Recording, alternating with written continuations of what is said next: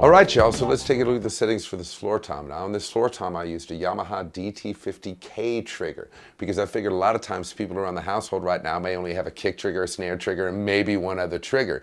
So I figured I'd show you what I did. Now, what I did do is take a stick sheath, wrap it in gaff tape to create a solid shim against this rim so that this bass drum trigger would actually clamp to it quite nicely, and it worked actually quite well, so I'm super stoked about it. And let's hear what it sounds like. Ah yes, floor tom triggering just fine. Now this black hole is a little bit looser because I wanted it to feel like a floor tom, but also I wanted it to trigger a little bit more slowly than some of the others. While I could still double stroke roll on it, I can't really buzz stroke roll on it. Almost, but it's a little rough, but that's the beauty of the setting, is that it's right in between the two, so I can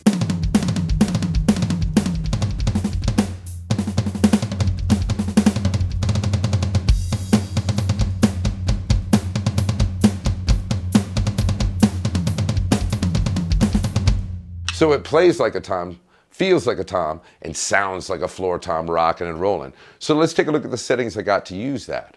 All right, now let's take a first look at the curve. We're gonna go ahead and enter, and much like the other tom, it is loud one. Again, with Yamaha triggering systems and but the DTX systems, loud one seems to work really well on toms when triggering toms, especially with Yamaha triggers. So let's go ahead and exit this section and go to the next part, which is pad type. Now, of course, it told me what pad it is. If I go up one, oh my God, we're gonna take a look and it says DT10, DT20. I left that setting for this kick trigger because I don't want kick trigger settings. I want tom settings. Now, the gain on this floor tom trigger is a little bit higher than the tom-tom trigger. Tom-tom trigger, 49. Floor tom trigger with the kick drum trigger on it, 74. Something about this balance gave me good volume that was balanced between the two. And if you look here, the sensitivity is just a few ticks higher than the tom-tom. Again, I didn't want to be able to buzz roll. I wanted to be able to hit it hard, have quick figures. And so I added a little sensitivity to it to give it a bit of soupiness in the trigger's reaction. The key to this one was the reject time. Again, I'm not trying to buzz roll on it, so I was able to up the sensitivity a little bit for a better stroke, but clamp down on the double triggering with the reject time, because it's not like you're going to be doing, again, buzz rolls.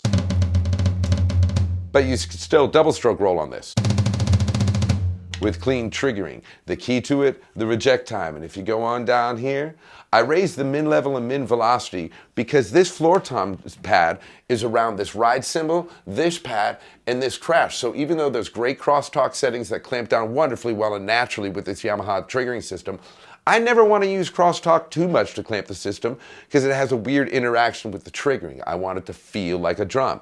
So by raising the min level and the min velocity up to 25 in both these situations, I was able to get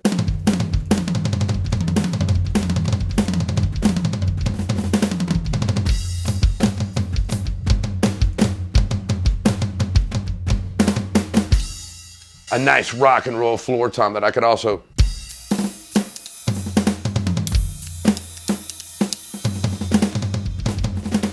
play a jazzy vibe on and it still feel and sound like a floor tom. So let's go ahead and look at the final big setting, which is the Yamaha EAD kick settings on this mesh bass drum head. All right, finally, y'all, we got the kick drum settings. Now let's go ahead and take a look at what it sounds like. I have this kick drum basically set up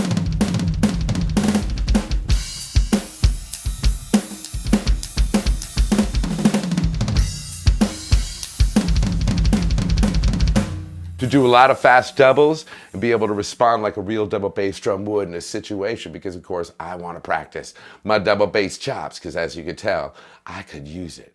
All right, so let's take a look at some of the settings I use to get this great trigger setting for the kick drum.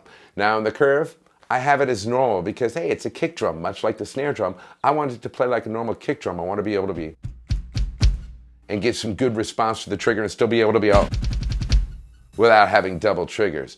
Now, if we get back out of here and head on down to the pad type, we'll see some of the secrets I actually used to make this bad boy happen.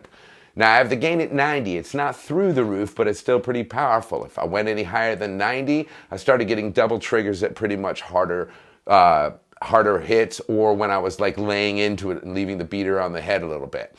But by keeping the gain down and using a reject time of 29 milliseconds to where it's a little bit harder than, say, the snare drum, which is right there at 21, I kind of reversed the relationships on this, where the gain's a little bit lower, the sensitivity is higher, so I can get fast figures, but I have the reject time clamped down a little bit more so it doesn't just double trigger every time I barely hit the head. And then if we cruise on down here, one of the other keys to making it happen was finding the relationship with the velocity in the mid-level. I had to work with it just a little bit. But by doing so, I found that perfect place where I could fire figures, but not get double triggers. Finally, come on down here. Wait time, didn't mess with it. Rim gain, head balance, didn't mess with it. Why? Didn't need to. All right, y'all, so that's kind of the lowdown of how I've programmed these triggers to make this beautiful black hole kit with the EAD10 and a mesh head from Evans on the kick drum rock for a practice pad kit while I'm contained here. Now, I did want to mention, as far as the Yamaha pad goes, basically I plugged it in and adjusted the settings for like the crosstalk. So anytime I hit this crash, this pad did go off. Other than that, the stock settings for the Yamaha equipment were perfect for the pad. And then I also did want to mention that these KASZA cymbals are everything I hoped they would be when I picked them up at NAMM. They sound phenomenal, they feel phenomenal, they feel like a real, I feel like I'm playing a real ride, a real set of hi-hats, it's awesome. But they also sound great through the drum presser compression setting on this EAD10.